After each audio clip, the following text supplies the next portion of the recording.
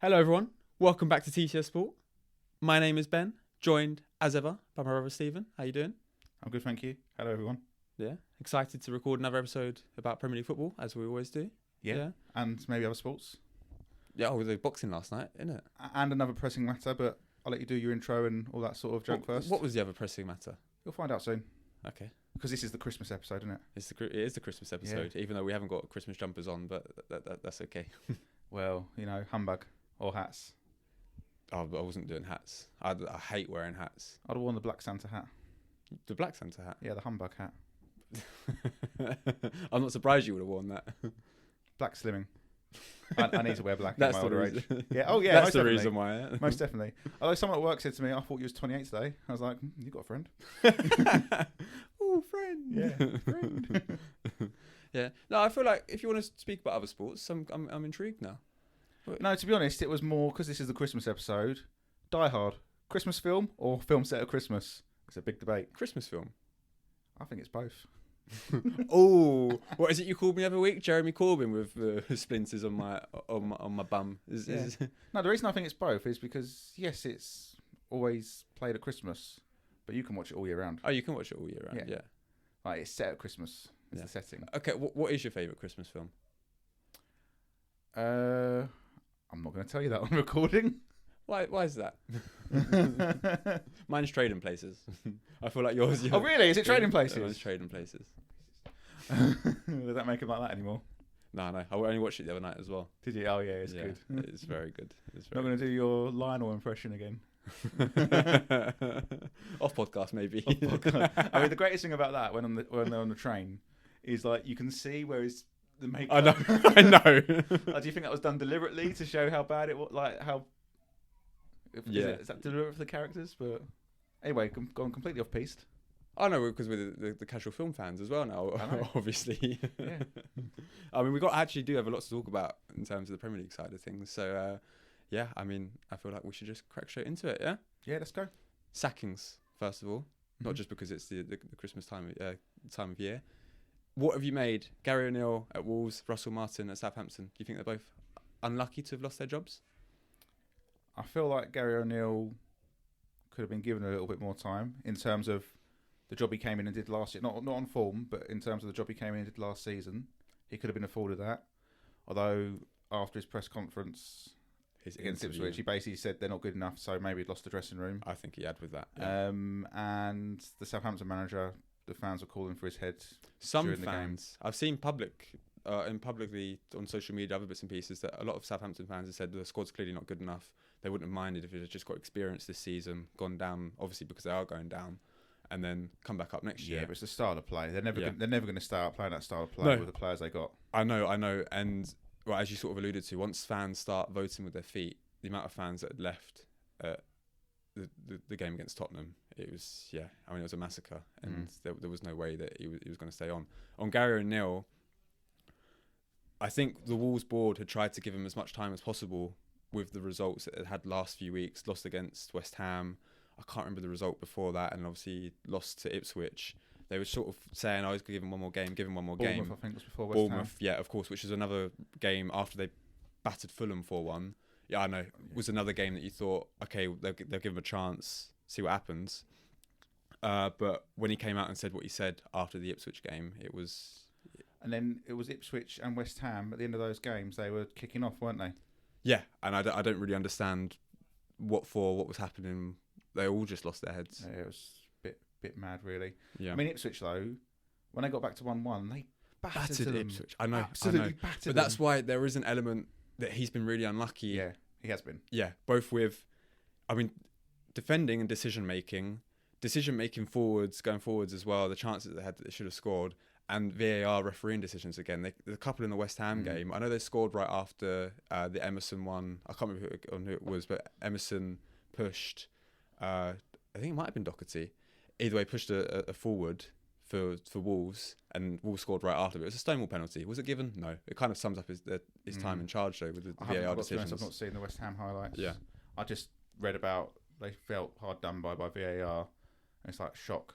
You're not going to get anything from VAR because you're the ones that called for it to be abolished. Yeah, well, they should do, but there you go.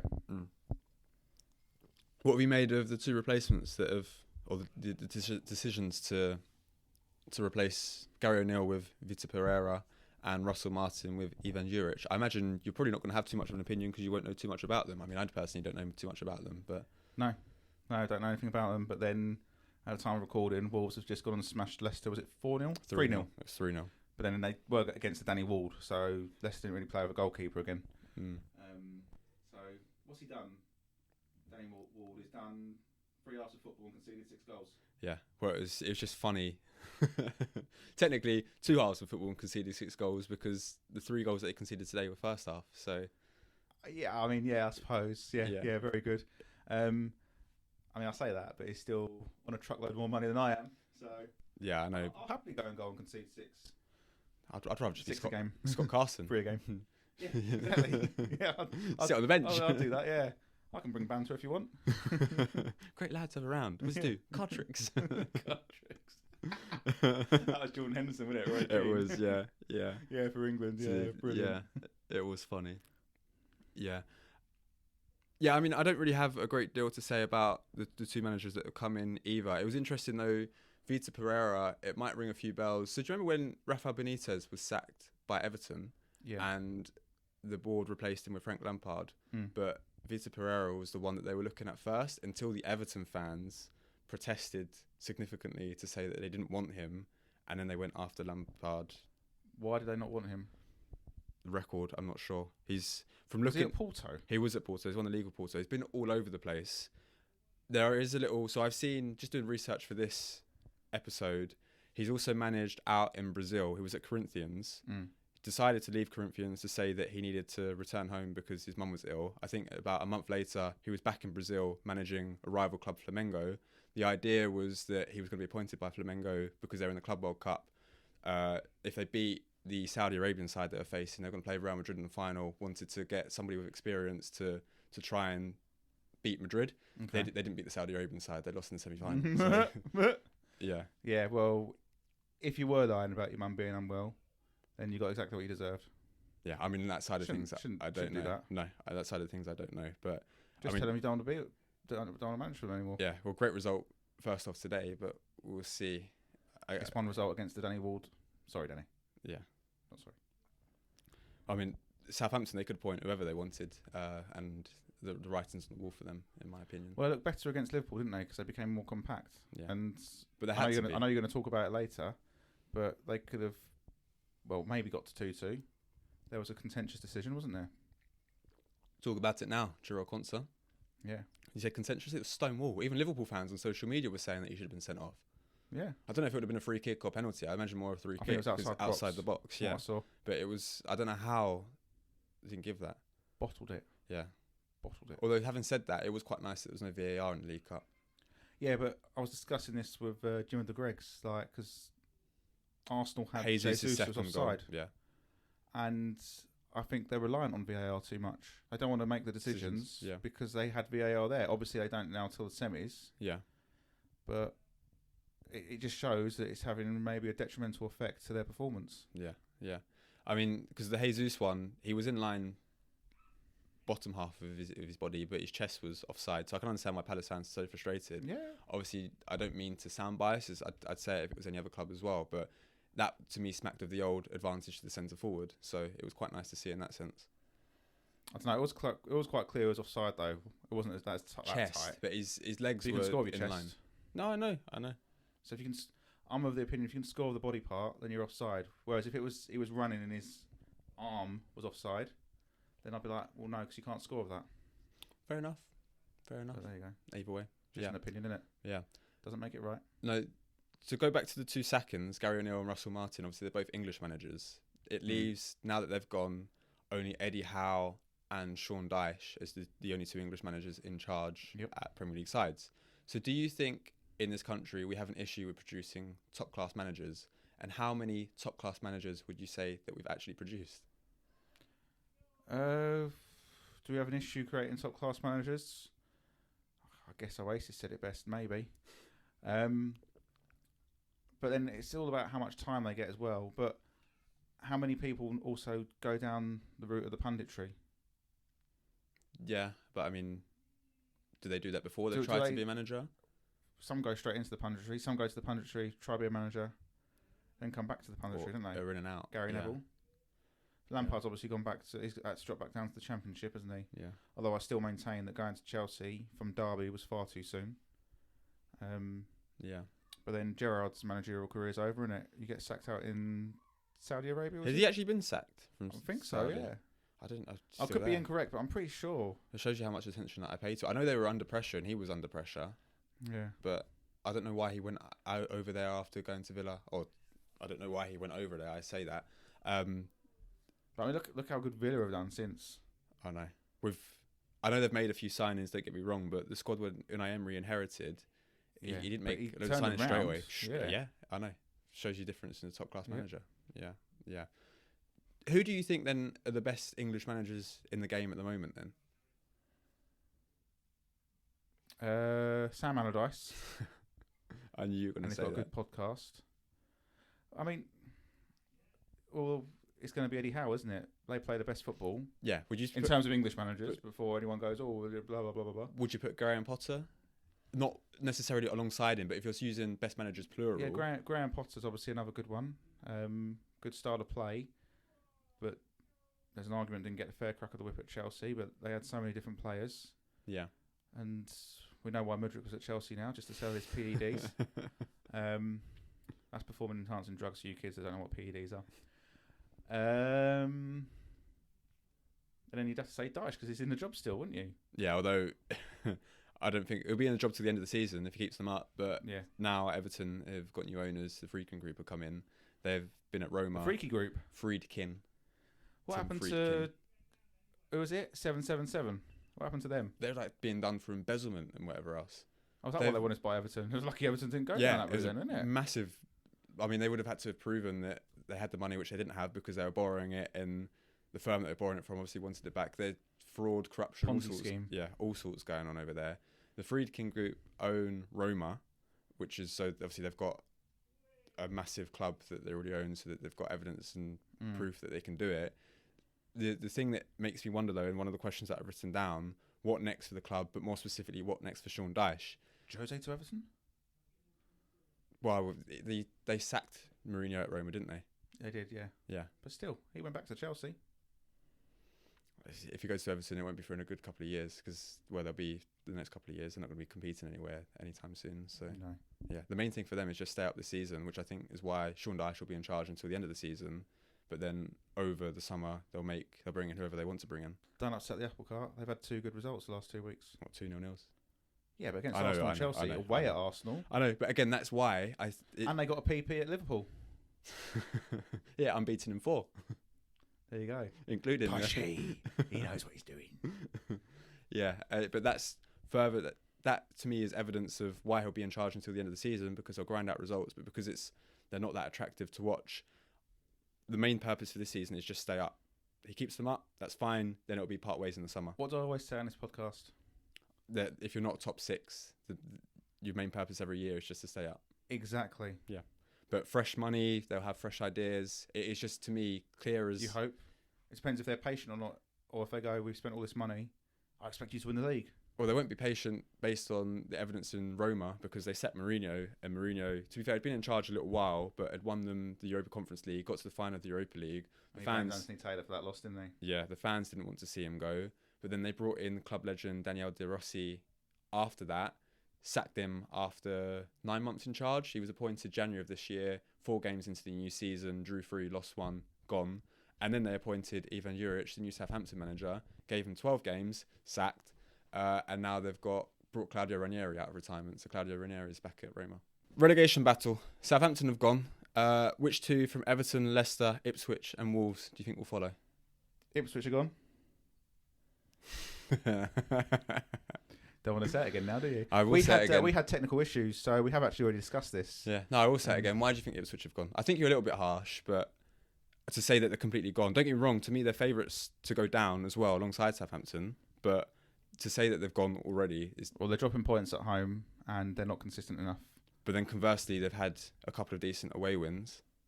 Okay, 2 good away days doesn't make a Premier League team. Though, It does doesn't. But then if they were to turn their home form around, Michael Oliver gave a penalty to knock up. All right, that's my argument. Chewbacca is a Wookiee. It don't make sense. And I've been saying Leicester will stay up. I think Wolves will be all right because they obviously were chucking the toys out the pram over with the manager. Leicester, it all depends how long the keeper's out for. But Everton are going to make themselves hard to beat. It's just whether they can score enough goals. So I think I had Everton to go down in my season predictions. I can't remember what we predicted at the start of the season. I think we both had Forest to go down as well. Yeah, potentially. Yeah. Potentially. How wrong we were. Where? So yeah, it still could be any of one of those 4 or 5, I think. Yeah. At the moment, it's looking like Ipswich will join Southampton. Do you think, sorry to interrupt, so out of Leicester and Ipswich, who do you think is more likely to go down?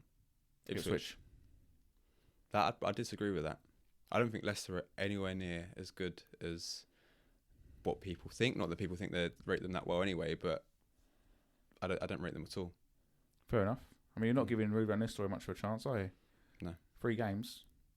It's 3 or 4? 4 games now. 1 draw and 1 lost 2? 1 against West Ham, Yep. drew against Brighton, but both of those games, the amount of shots that they conceded. Yeah, Eric open, Ten Hag, I know. Yeah. But they had the... Is it Hermansen? Hermansen in goal. Yeah, and so a lot does depend on the goalkeeper. The fact that Ruud van Nistelrooy in his press conference before this weekend said that it was only a doubt to play against Wolves means that he shouldn't be out long term. Desperate. Potentially. I hope it's a doubt. Yeah. Because I got a keeper here that can't catch cold. No, I know. Because Michael Oliver. Move on. I'm not bitter. I just don't like really bad decisions, that's all. Imagine, what would you been like if you were a Watford fan? If I was a Watford fan? Yeah. Well, I don't mind too much, do they? Because then... I don't mind too much. Yeah, because of what we created. I do mind, because people say, what it created. All right, yeah, that was a great moment, but it should never have been like that, Ifs and buts. Yeah, but it should never have been like that. I know it should never have been like that, but it is. You can't change it. Chewbacca is a Wookiee. Move on. League Cup. League Cup results and talking points. So we already mentioned the Quansah foul, or foul that wasn't given on Southampton. It takes us nicely onto this, actually, talk about poor goalkeeping. Yeah, let's come to... Is that why we've gone to Tottenham the against Cup? Manchester United. That is one of the talking points. I mean, goalkeeping disaster class, isn't it? I thought they were playing ends. Yeah. There's no keepers, only headers, yeah. Yeah. Oh. Who do you want to talk about first, Forster or Bayindir? Well, I don't know how he's got the number 1 shirt, but I know it's just a number, but still. Yeah. I mean, trying to claim a foul for the 4th goal direct from a corner, please. It just smacked of, yeah. Yeah, I mean, desperation. And I have seen the highlights, but a couple of the goals were just poor. Right? Well, it was the 4th goal, and then it was the first goal that I can't remember whose shot he parried, but he parried it straight to Solanke. You can't do that. Yeah, he's got to push it out wide. Yeah. But Forster had obviously already made the mistake from playing out from the back, hadn't he? Yeah. Or Spurs had made. I don't think it's fair to blame Forster 100% because they were trying to play out from the back, lost the ball, and then lost the goal, and then 5 minutes later, did it again. I know he probably thought he had a bit too much time on it, but also the pass was a bit ropey to him as well. It wasn't the greatest. Yeah, but then he should just lacked gone pace. Yeah, but then, like you say, he should just clear his lines. Decision making. Yeah. And fair play to Diallo, who closed him down. Yeah. And added to his goal from the weekend. His goal and winning the penalty. Touch and finish. Yeah, but that was Nunez as well. Yeah. Double donut there, isn't he? Decision making. Yeah. Like, you've given the ball away, then you go and do a challenge. Honestly, if I was a City fan, I would have been absolutely fuming. But thank God I'm not a City fan. Stay humble. Yeah. Anyway, back to the League Cup. Sorry, Yeah. went on a tangent then. What do you make of the draw? Arsenal, Newcastle, Tottenham, Liverpool. Yeah, I mean they're all good clubs. Favourites? And Spurs. Favourites. Now I've said that, I'm going to say Spurs are favourites. Means more to them. Tottenham aren't favourites. Not a million years. Leslie Chow is madness. You do not reason with madness. Yeah. No. Yeah. Who do you think favourites to win the 2 ties, Arsenal and Newcastle? I think Arsenal need to win at home and could probably get a draw away. Yeah. Newcastle last 2 seasons in the league, we lost both 1-0, haven't we? Haven't created much in either of those games. No. Although last season, won't talk about it too much here because it sounds bitter, but we should have had a draw. I think it was a little bit mugged off with the decisions, but hey ho, there you go. But I don't want to say Arsenal are favourites because that would be disingenuous towards Newcastle. No, that's it. You never know what sort of Newcastle you're going to get either. They can't, like I say, they can be hot and cold. Yeah, but I think it's now it's not undefeated in the last one because they lost against Brentford. But yeah, as you say, hot and cold. I've mentioned. Was it 4-2 to Brentford? Yeah, but I mean the chances that Newcastle had in that game as well. I think at either 1-1. Yeah, it might have been 1-1 when Isak went round Fleckham and should have scored, but thought he had more time than he did. They created a lot of chances. Yeah, it could have gone Fleckham a different did way. well, to be fair. Yeah, no, give credit to Fleckham. But on your point, the Newcastle do blow very hot and cold, but it means the tie against Arsenal is a lot more evenly matched than some might think. Although most will probably assume it's evenly matched already. It's good that we got the home tie first. That's all I'm going to say. I think really that he needs to be looking to do about 3 goals because we know we can defend. So would you go? How strong would you go for that strongest competition? team he can. Yeah. I mean, I think there's a little bit of, he hasn't won a trophy. And I know everyone says, it's a nothing trophy, but... Trophy's a trophy. We haven't won the League Cup since 1993. Yeah, we've only won it twice in our history as well. So we've got to a few finals with like the kids under Wenger. Just give it a go. Like, just give it a go and try and get a title. And that might actually put in confidence as well. Well, that's why Mourinho always used the League Cup both his spells at Chelsea to the first trophy. You build that winning spirit. I know Arteta's already won the FA Cup, but this whole squad has changed, bar Saka. So that's why I was a little bit in midweek when he made as many changes as he did. I was a little bit disappointed, surprised. Obviously, we ultimately won the game, so that was great. But I would have liked to just go for it, try and win it, go all out. Yeah, competition. I think he has to now. Yeah, now he's in the semis. Yeah. Talked about Manchester United previously, or just a moment ago when we mentioned their game against Tottenham. A couple of talking points that I did just want to cover. So first one, Mason Mount is injured again. Just 9 Premier League starts since he joined in the summer of 2023. When we did the keep or sell a short while ago, you said keep, but he needs to put a run of games together. Yep.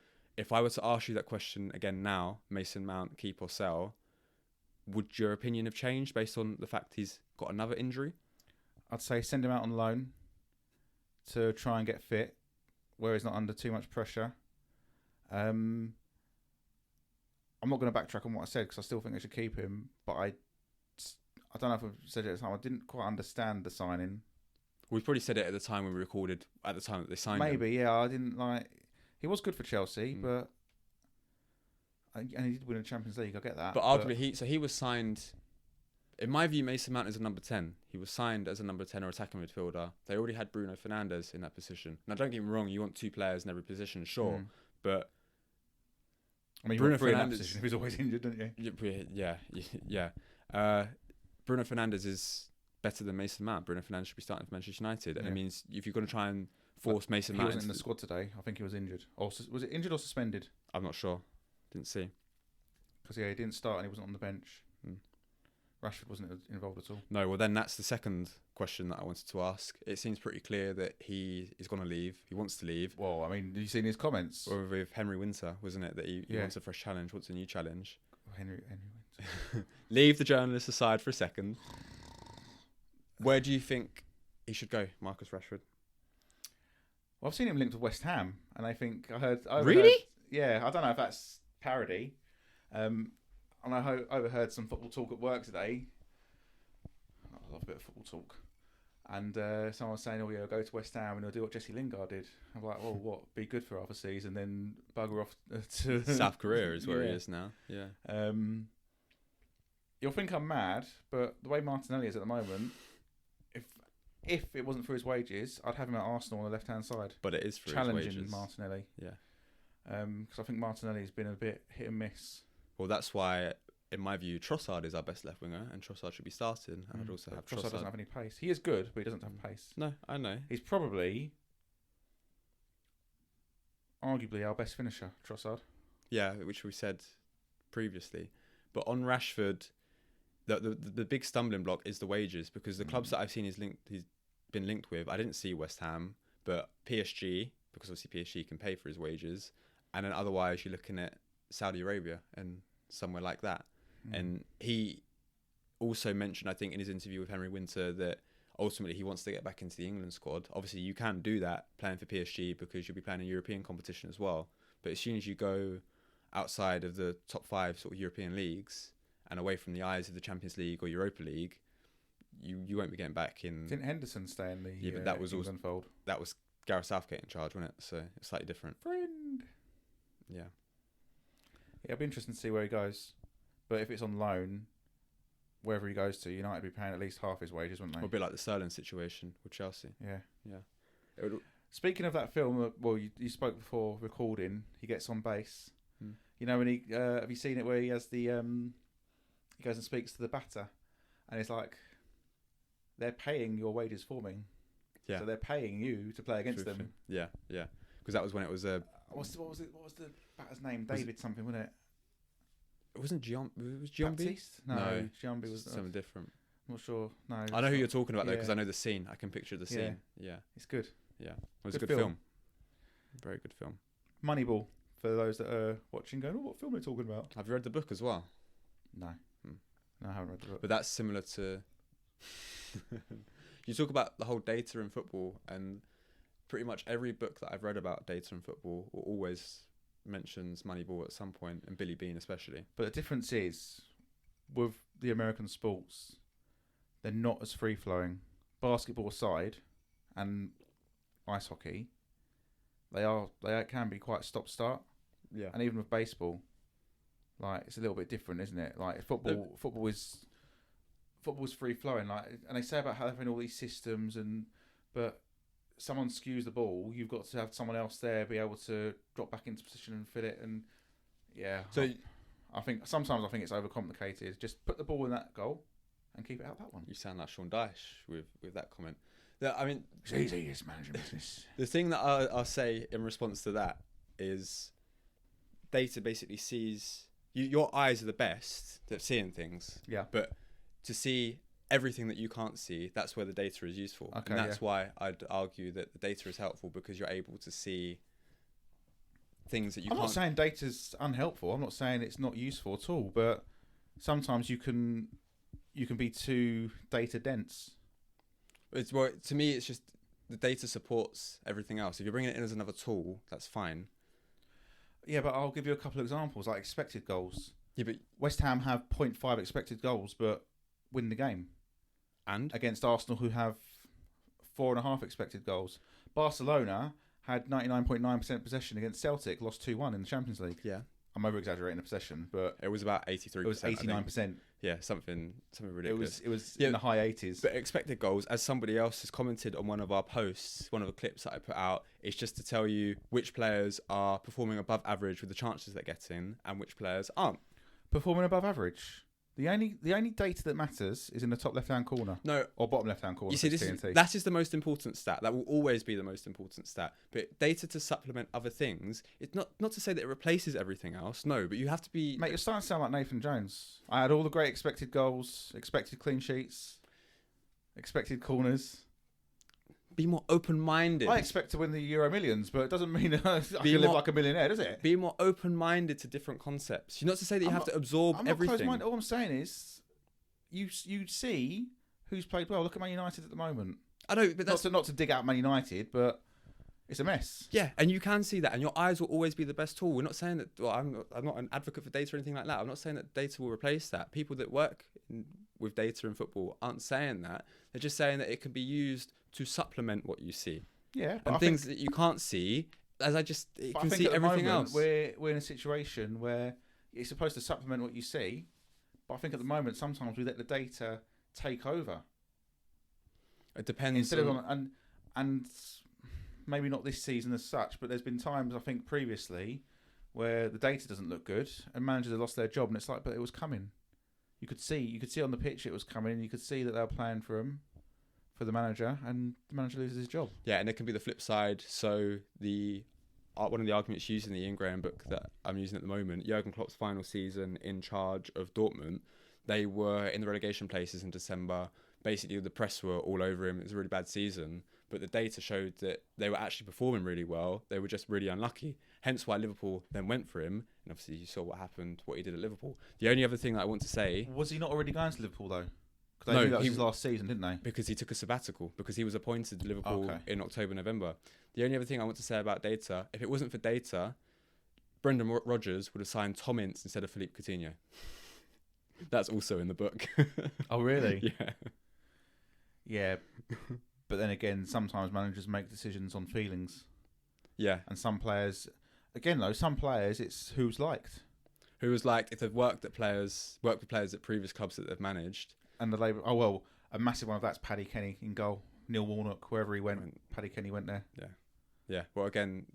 Sorry to interrupt no, you, but have you seen the comparing Pep Guardiola to Neil Warnock? Oh, it's brilliant. Yeah. Just if you've got YouTube or Instagram or TokTik or whatever it's calling itself, look up Pep Guardiola and Neil Warnock. That is amazing. The comparisons between them. It is very Neil good. Warnock's so ahead of his time.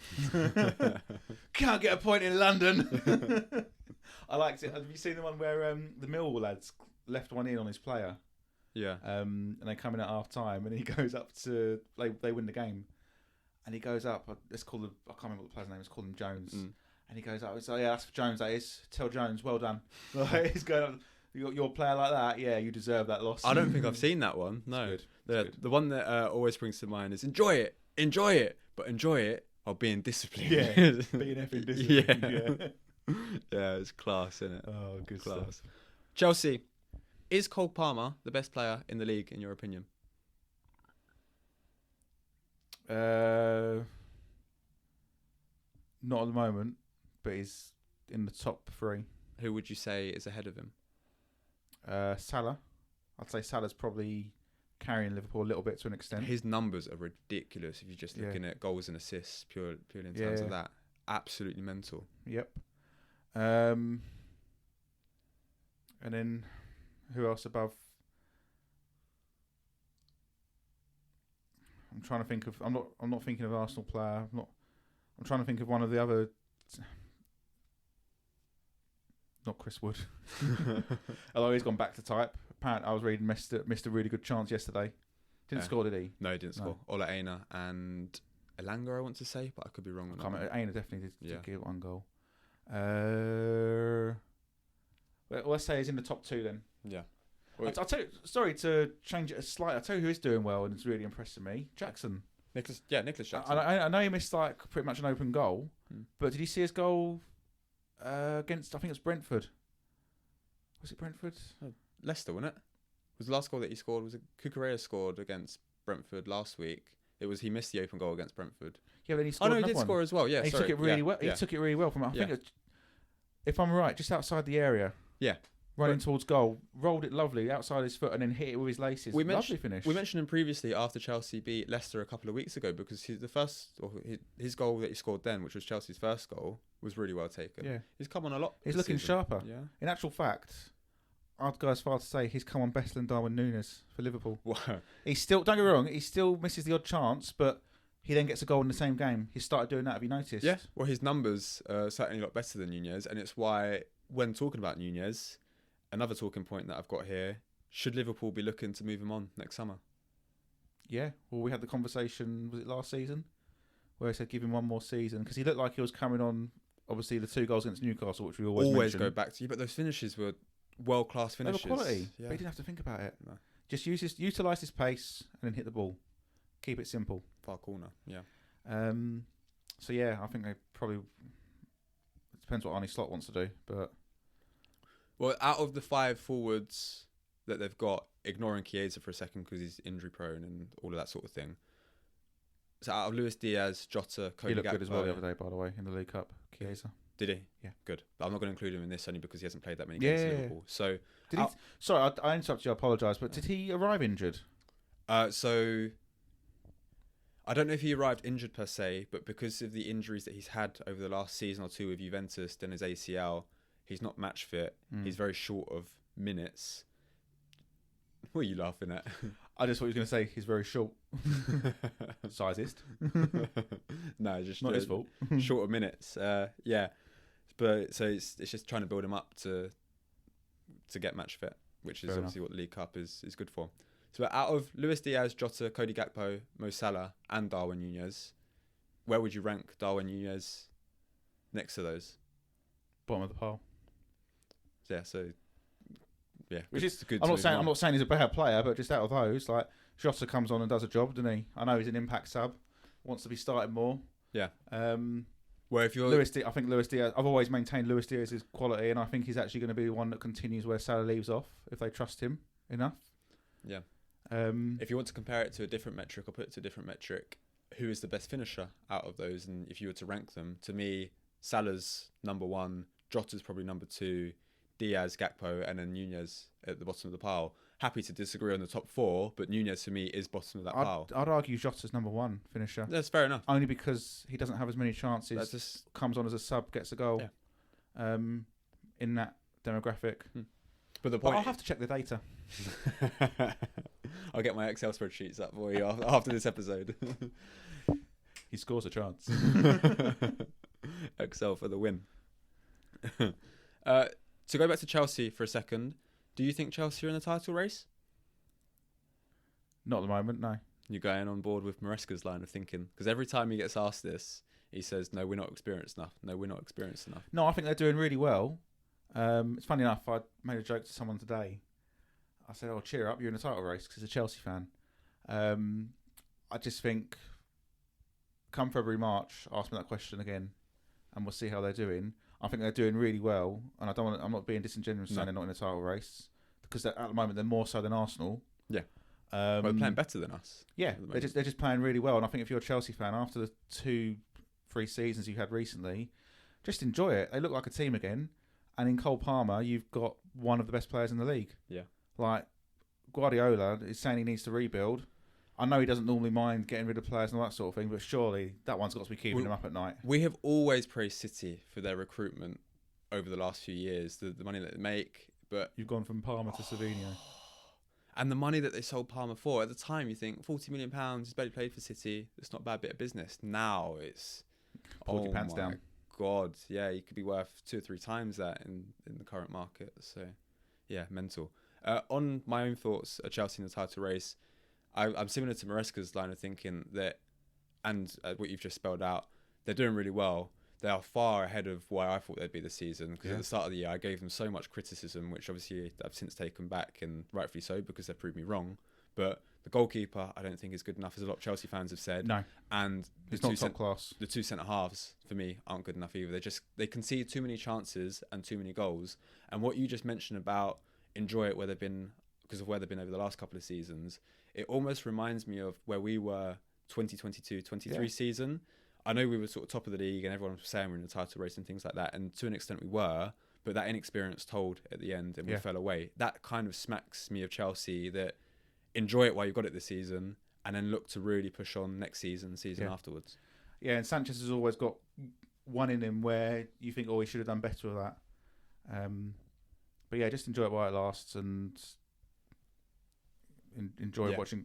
I mean, I think it was the Southampton game, because it was on Amazon, wasn't it? Yeah. And I just remember, because I'm obviously not the biggest fan of Chelsea because of all the Russian money when it came in and all that sort of stuff. Oh, jealous. But I was watching Cole Palmer play, and he just looks like he loves it. Yeah. And I just enjoyed watching him play as well. And I was like, I can't believe I'm enjoying watching a Chelsea player play football. But I'm watching him just like, if Chelsea on the telly, I'd happily watch him play, because I think he's something completely different. So laid back, so calm, but obviously works incredibly hard as well. And you're saying about Chelsea against Southampton game. What about Tottenham, where we can talk about the second penalty against Fraser Forster? But even Enzo Fernandez's goal, where Cole Palmer picks the ball up. I know he gets a bit lucky with I'm completely wrong. It was the Spurs game that I saw, because that's what I was watching. I was just like, I just enjoyed watching this guy play. Even the Enzo Fernandez goal, that I know he got a little bit lucky, Cole Palmer, with when he crossed it and it deflected. Got a slight deflection, I think he picked up the ball on the right-hand side, took on 2 or 3 players like it was nothing. You make your own luck when you do stuff like that. He made him look silly. Yeah. And that's what you want. But you want to be entertained. Mm-hmm. And I'm hoping that Maresca doesn't, because some of these coaches, it's almost like they coach it out of them, don't they? Yeah. Because it does seem like we've gone to system-based playing, and I think mentioned it maybe on the last podcast, or maybe we've spoken about it off podcast, but Shaquille O'Neal was talking about how basketball's boring now because they're all just systems all the time, like all the teams over the league. And that's a little bit to the extent that football's going in the Premier League. Like you look at Southampton playing out; they have to play out from the back. Ipswich got to play out from the back. All of them are doing it, and it's like, oh, it's so great. And no, you just need a big lad up top and someone to lump the ball forward. Like, but you want to be entertained. You want to see these players. Like, and like you say, his second penalty, like, it's just different gravy. Absolute filth. Different gravy. Well, if he misses it, he loses points in FPL. So Cole, come and have a word, mate. What do you mean? I think he's taken 14 penalties now in the Premier League. Scored every single one of them. Yeah, but that will go. He will miss. I know. But Henry missed. Shearer missed. Yeah, Matt Salah's missed. Matt Letizia missed. Yeah, missed one. But Cole Palmer with that penalty overtook Yaya Touré's record of most number of penalties scored without missing. So he's doing well in that sense. Yeah. Very, very well indeed. Before we come to Arsenal, because I do have quite a few questions on Arsenal as the last club that I want to talk about. There was another clip that I put out previously on your comments about Van Dijk. So I asked you about the contract situation. Who would you renew? I just wanted to pick up on one thing specifically that I didn't challenge you enough at the time and had a few comments on social media challenging you. Ooh, you're going to get challenged. On the clip that I did about the free contract situations at Liverpool, you talking about Virgil van Dijk, you said that his legs have gone. Yeah. Do you stand by that specific comment that his legs have gone?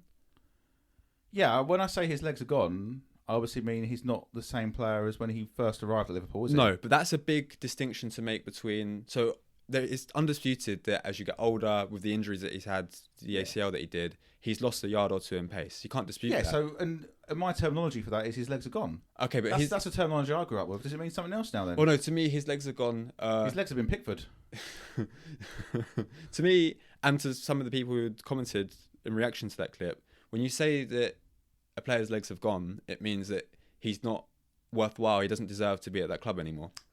Okay, well, to clarify, that's not what I meant. Okay. I meant he's lost a yard of pace. That's what fine. I meant by his legs are gone.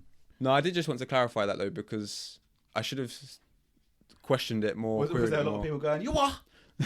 No, to be fair, there was one lad who said that he really enjoys the content, but he just said that he completely disagreed with the comment that Van Dijk's legs have gone. No, fair enough. But that's the idea, isn't it? It's not to be clickbaity, but to provoke conversation. That's what we want to do. But when I said his legs are gone, I was comparing him to when he was first there, as he has lost a yard of pace. Yeah. And that's purely what I meant. That didn't mean he wasn't worthwhile of being there. No. If you could sign him on a contract, you still would, because even the youngsters coming through, because he's still reading the game now.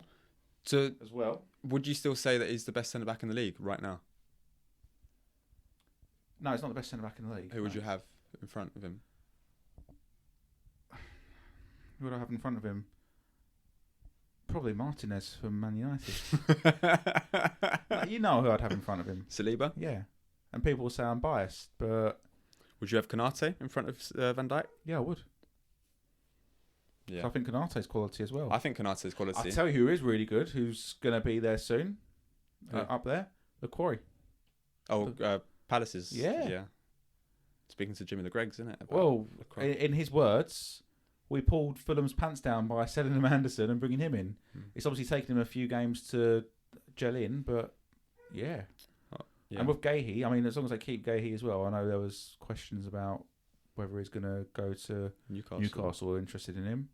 I'm not sure what the contract situation is, but yeah, decent. Yeah, fair enough. I was really impressed with him against Brighton, actually. What, Lacroix? Yeah. And old Munoz as well. They're both, you said... Yeah, because you watched that really good against Brighton. I watched most of the game, not all of it. Yeah, well, it was a really good win. It's quite funny, actually, because you was asking me about Sarr, weren't you? The recording before, and that came out before the Brighton game. And then Sarr goes and scores 2 goals. Yeah, well, that's the clip that I did. Side him up. Side him up. Yeah, I mean, really good win for Palace, though, and deserved against Brighton. I know they got done by us yesterday, but they still played pretty well, had a few chances, especially when it was 2-1. Mateta had one when it was 2-1. I was saying to someone at work, like, it wasn't a 5-1 game in terms of Palace were battered. No, it was we just took our chances when they were there. Yeah, and do you know what reflected that it wasn't a 5-1 game? It was 2.68 expected goals to Arsenal and 1 point something to Palace. Oh well, the data was right there, wasn't it? Steve's wrong with all that data, SHI. I'm joking. I mean, I'm not about the expected goals, but I'm just saying. Right, let's come to Arsenal, because I had quite a few things I want to talk about with Arsenal, and I thought I'd leave until last because I don't want to be the TCAF podcast, but it is the club that we know most about, and there are quite a few things to talk about. So, beginning first, actually, with a question from Ben Knipe, who has commented on one of our Instagram reels. He asked, how many second places or worse before Steve can agree that Arteta's best days at Arsenal are done? Well, he's a Chelsea fan, so he wouldn't know much about manager longevity, would he? He thinks 2 to 3 seasons is the most you can get out of a manager. So I still would trust in Arteta. Well, then I think sometimes the decisions at the moment, he needs a goal scorer, but Jesus suddenly started scoring goals, so we'll see if that continues. Or maybe he knows that he's going to be moved on to Newcastle when Isak's coming the other way. Even though before I did say it was injury prone. What will happen is Isak will come the other way again. Get injured. And Jesus will be scoring 2 a game at Newcastle. Knock us out there. Oh no, he can't play in the League Cup. That's all right. No, he's cup tied, yeah. Yeah, so to answer your question, Ben, support a better team. That's Ben Knight, by the way, not you. Yeah. But how have you rated Arteta's time in charge so far then? Because it was his 5-year anniversary a few days ago. Do you think it's time that we started winning trophies? Because that feels like that's where the debate is going, at least in the media. We need to be there or thereabouts now. Like the FA Cup last season, knocked out in the first round or the third round against Liverpool. And again, we actually played quite well, but I think the focus was trying to be on the league, wasn't it? Well, that was also the time of year that we played them. I think we just lost at Fulham. We'd just lost at home to West Ham. We were having issues scoring goals. Bit similar. But we outplayed them, didn't we? Yeah, but we just didn't have anyone to put the ball in the back of the net. A few weeks later, they came for the home Premier League match, and we scored 3 goals. Yeah, we won the game, didn't we? Yeah. But obviously, being an Arsenal fan, we've been through all that absolute tosh for 10 years, and I think most balanced Arsenal fans will be like, no, he's got a good few seasons yet because he still doesn't have like. I don't think he's got the team he wants really. He still needs a couple more players, and really, it's a squad game as well. So we're still lacking depth. And look at Odegaard being injured. Was okay for a couple of games, but we missed him a lot. So I'd agree that we need more depth. I'd disagree that he hasn't got the team that he wants because he has completely transformed this team. It is pretty much his team. Yeah, we still need 1 or 2 more. I get that, but the transformation point is why I think that it isn't a question about Arteta staying in charge and having the support of Arsenal fans. And the easiest way for me to frame this is before last season, when was the last time that you said at the start of a new season that you thought we'd compete for a title? To me, I don't remember having that feeling. That's what I mean, compete. In like a decade or more. It used to be, it wasn't even competing, was it? It was like, hopefully get top 4. Yeah. That's not competing. No. I'd rather get Champions League football because we were competing for a title. I don't just want to cross the line in 4th. And I disagree with your point about he's got the team he wants, because I don't know what's going on with Jesus unless he thinks Jesus was his goal scorer, but he definitely needs a goal scorer. Yeah, but I mean the rest of the team is his. We did look at Benjamin Sesko in the summer. Of course, he wants a centre forward. I get that, but the team is ultimately his. As we mentioned earlier. Oh yeah, no, but I'm saying it's not complete. I'm saying it's missing a few pieces of the puzzle. Okay, yeah, fair enough. God, these youngsters don't understand where his legs are gone. Don't understand, doesn't have the team he wants. God. I wonder why I do this podcast. Jeez. Jog on. I'm joking. Just for reference as well, you won't see me sat in front of the camera. I've enjoyed that, seeing those clips, by the way. Well, you're talking of Jesus. I did another one that I haven't put out. Are you ignoring that, are you? No. This is what I'm getting to. So before we played Palace, I did a clip to the camera of saying what has happened to Gabriel Jesus that since he signed from City, first couple of months, absolutely brilliant. Basically, the conversation that we had at the end of last episode, but that didn't get picked up and recording because of technical issues with my phone. Yeah. He then goes and scores a hat-trick against Crystal Palace in the League Cup. He then scores another 2 against Crystal Palace. Almost got a hat-trick as well. Yeah, arguably should have got a hat-trick. Left-footed shot. I know. Should have got a that's hat-trick. where we need a striker. Exactly, of course. But that clip was being critical of Jesus and are saying that most Arsenal fans would probably want to move him on. I still believe that. I agree with that because it's only been 2 games, but it's just the timing of when you put something like that out. Well, if he keeps putting the ball in the net like he was for the rest of the season, then I'll be happy for him not to move on. Yeah. But he just, I don't know. Made me laugh though with the League Cup goal, the first one. Alan Smith on co-commentary has gone, "Oh, that's a really brave finish. He's so brave." Like, I'm like, "All right, Alan." Like, he thinks it over. The best finish of the job. It was a good finish. Yeah, it was a good finish. But he was talking about because he hasn't scored and like, so his confidence would be like, "Oh, that's so brave." I'm like, we need to have a conversation about what brave is, mate. Like, you youngsters don't understand the terminology. I'm joking. Well, he's not a youngster, is he? No, I'm saying you don't understand what he's talking about. Yeah. Gabriel Martinelli is another one that I wanted to cover.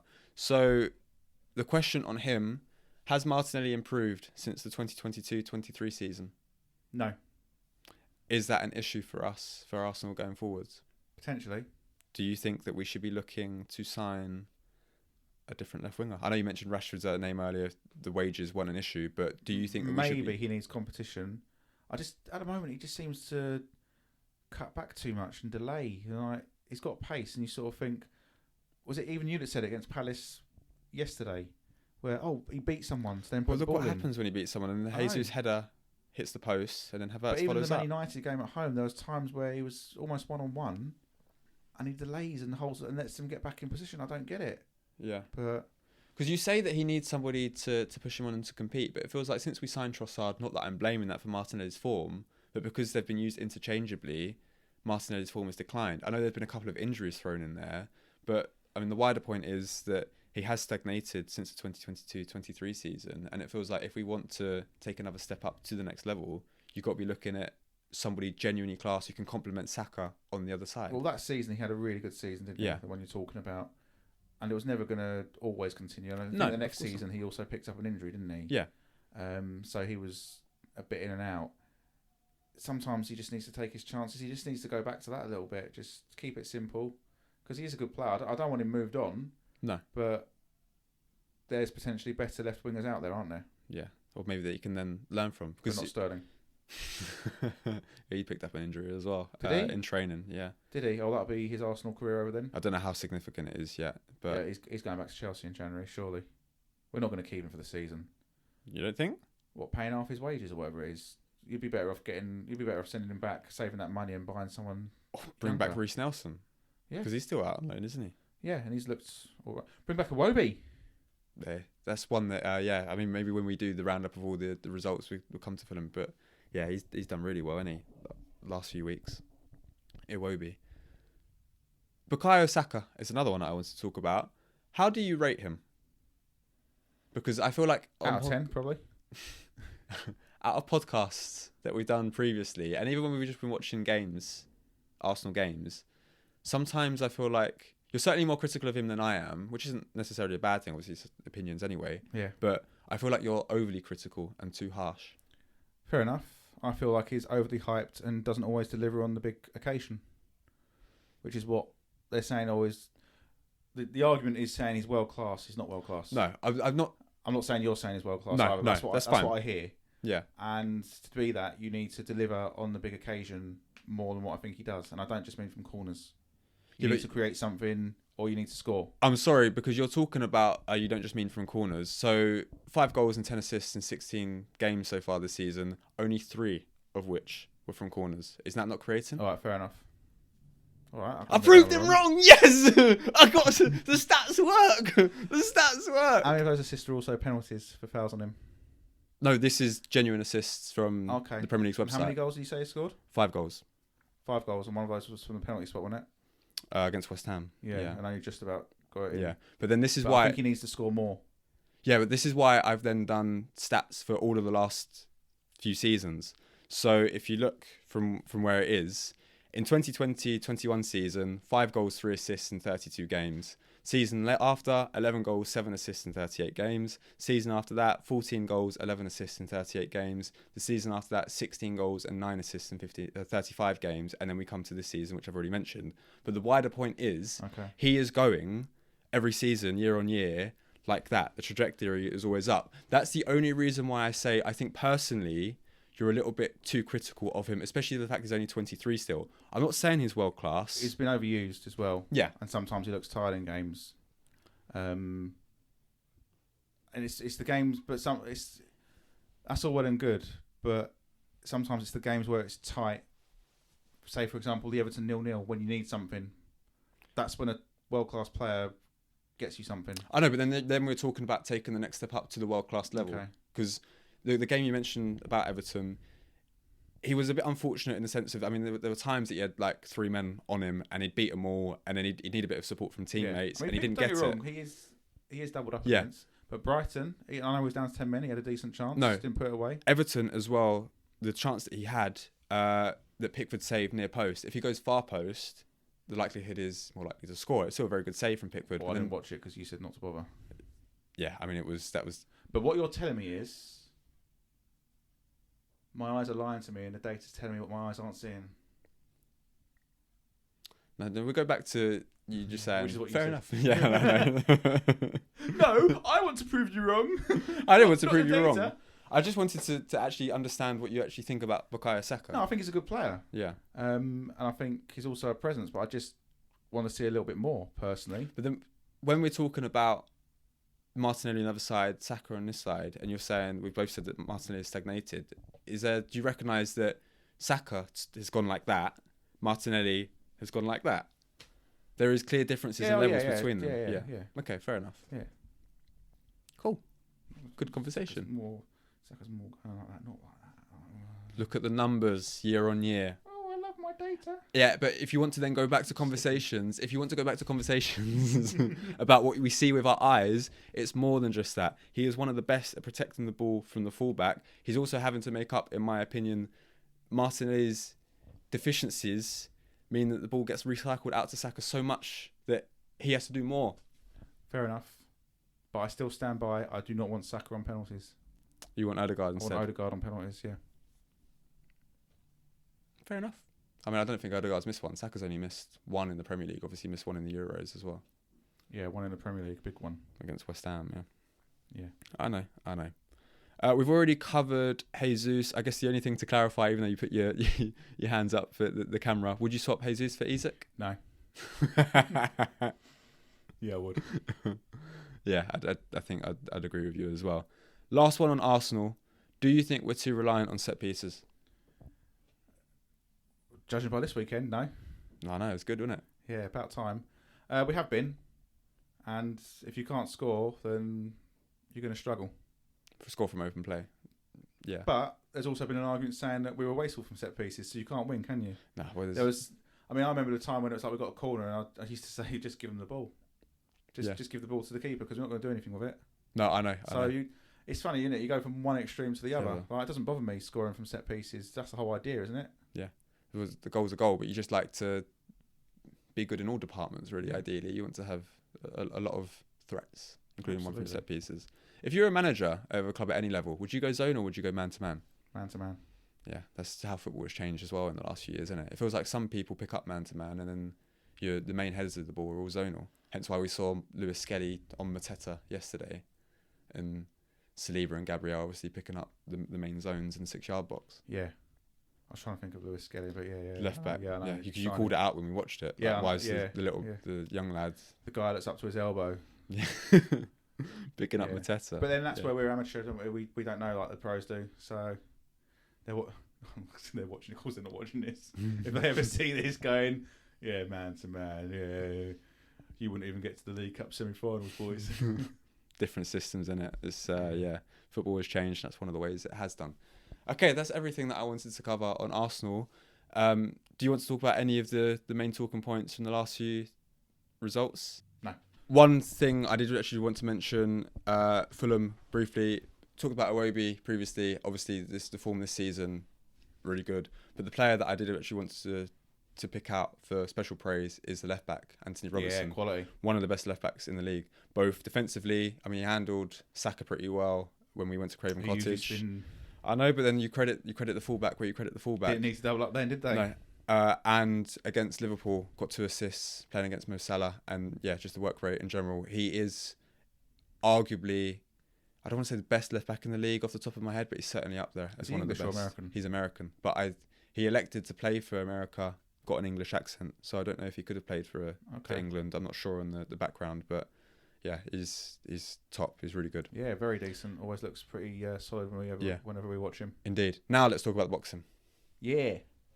Did you watch any of it? Or you just see the No, highlights? well, I have my gripes with Sky. Was it £25? Something like that. Goes up like every year, doesn't it? Yeah, I know.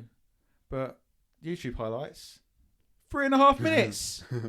25 quid for 3.5 minutes worth of boxing, is it? Apparently it was really good though. Not that I didn't watch it. I was talking to someone at work and I said it sounded like a boxing match, if that makes sense. It wasn't like knock you out, it was just a proper class, because those two are two of the best boxers in the world.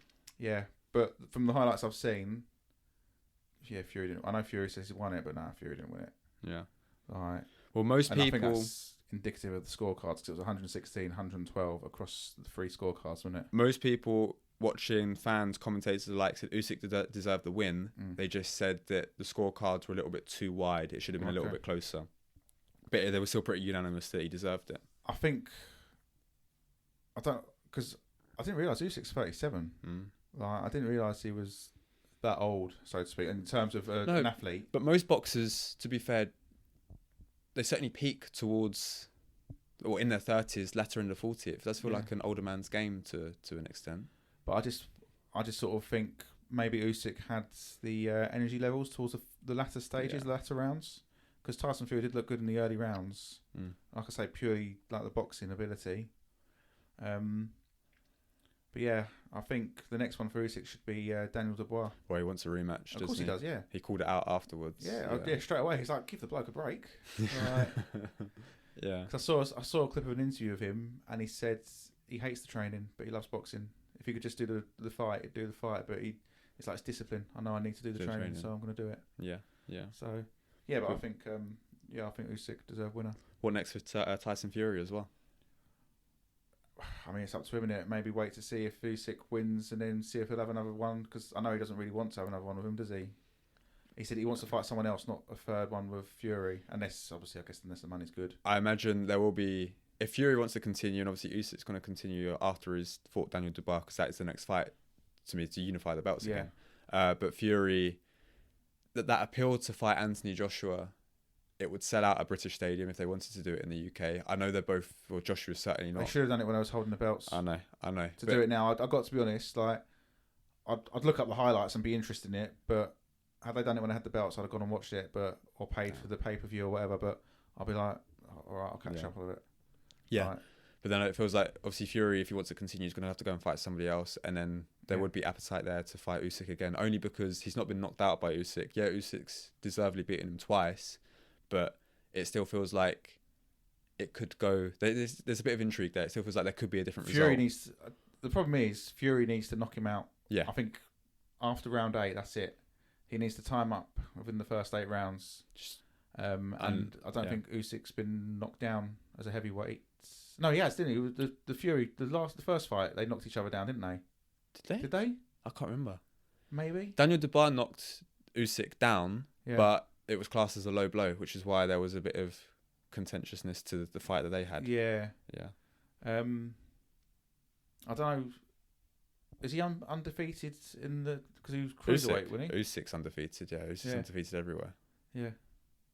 Just different class. So, yeah, very good. But it will come around because Tyson Fury is undefeated. Yeah. So eventually, if you go on long enough, you will eventually find that person that will be better than you or beat you or whatever. Which is what Fury's just found. Time catches up with us as well. Yeah. I know. So, yeah. I think that wraps it up nicely then, doesn't it? Well, in the darts, Michael Smith went out first round, former world champion. I love the darts. It was a quality game. The thing I love most about the darts is when you get two players that throw it quickly and just bosh, straight on, which is exactly what that game was. It was different class. They can't hit a 9 darter. You can average 140 in across Jesus the set. Jesus Christ, I saw that. I was like, oh... It's just Ali Pali. Ali Pali's hilarious, isn't it? Hey! Yeah, I know. Hit 8 perfect darts. It's like, nah, you're not good enough. Yeah. I was saying to Dad, I'd love there to be a snooker tournament where they're going for a 147.